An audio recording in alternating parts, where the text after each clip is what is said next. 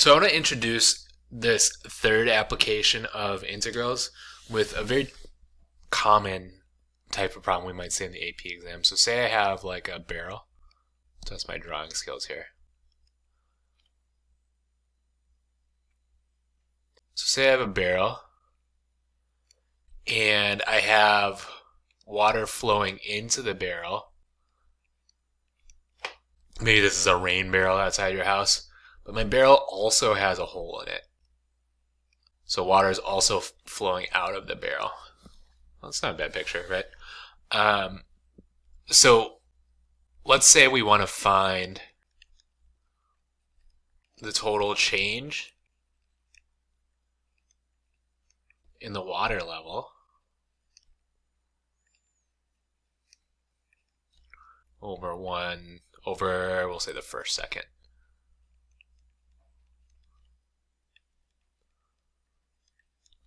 So from t equals 0 to t equals 1. Okay.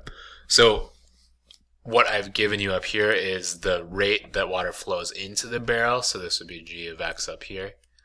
And then the rate that the water flows out of the barrel will be f of x. And notice these are both quadratic functions, so they're going to be, the rate of change is getting faster over time. So what we would want to do here is we want the total increase minus the total decrease. And because these are rates, the sum of all these changes is going to be an integral. So that would be the integral from 0 to 1 of, in this case, g of x minus f of x dx. Okay. So we're adding up the total changes, both positive and negative, and seeing what we get here. Now, I want to pause for a second and think about what this looks like visually. So here's my graph of f and g. And it looks like f opens up, so f is up on top, and then g is in the bottom. And then notice we're going, our little region here is from 0 to 1, and I just kind of picked that this was true. So graphically, this integral represents the area between the curves, so this area of region R. Okay, so we can represent this area as the difference between the two integrals, and notice I have like the top curve minus the bottom curve. And the reason we might do that is maybe to model something like this, or maybe just we're interested in the area on the graph for whatever reason, just geometrically. But this is an application of the integral, so we're looking at the area between the curves. And intuitively enough, right, that area is just the integral of the top minus the bottom. So we'll go ahead and solve this one. So we have the integral from 0 to 1, and then we'll plug in our function. So we have g of x is negative x squared minus, and we'll use parentheses here, 2x squared minus 3x dx.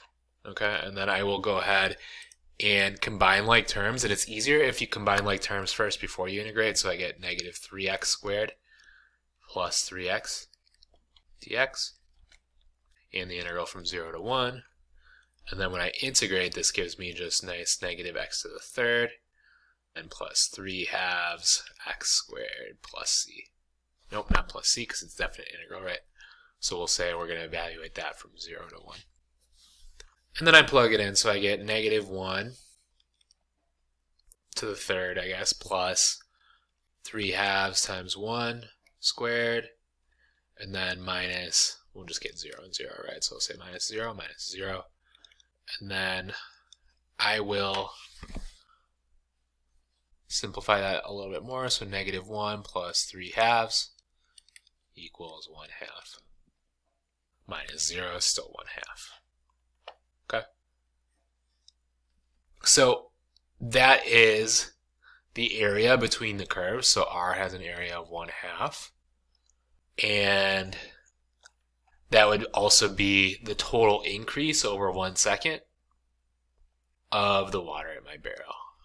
Right? And notice my result is positive even though it's below the x-axis. That's because we're looking at the difference between the top curve and the bottom curve. So in this case, my g of x kind of outweighed my f of x. My top curve kind of overpowered the bottom curve and made the result positive. This is actually the same thing that we've always been doing for definite integrals, just with one curve being the x-axis, right? So I could draw any curve minus the function y equals 0. And I'm looking at the area between two curves, right? So this is actually the same thing we've been doing this whole time. A couple of things to note.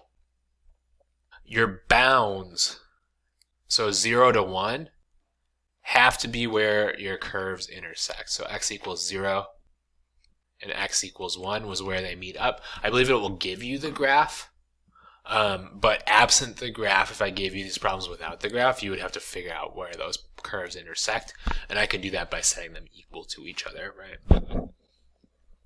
And then the most common way to miss these is to forget to distribute the negative here. So make sure you work carefully algebraically. But that is it. Every example is going to be very similar. One last thing.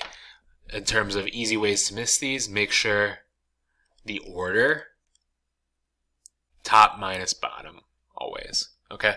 So it's always going to be the integral of top minus bottom from a to b, where x equals a and b are the intersections.